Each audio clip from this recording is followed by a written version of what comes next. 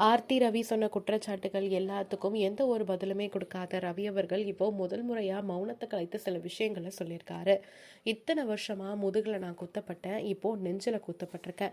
கடின உழைப்பு விடாமுயற்சியால என்னுடைய வாழ்க்கையை நான் உருவாக்கியிருக்கேன்.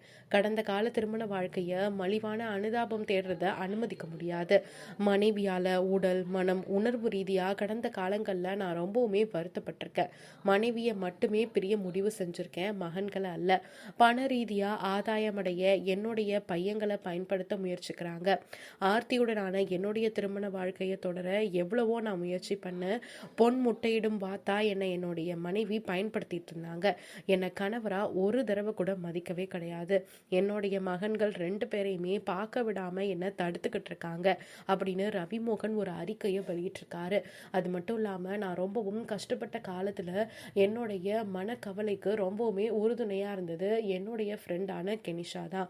அவங்க என்னுடைய வாழ்க்கையில் நிறைய இடங்கள்ல ஒரு துணையாக நின்னாங்க. அதில் எந்த ஒரு பார்ட்டில் கூட என்னுடைய மனைவியாக ஒரு தடவை கூட ஆர்த்தி என் கூட நின்னது கிடையாது.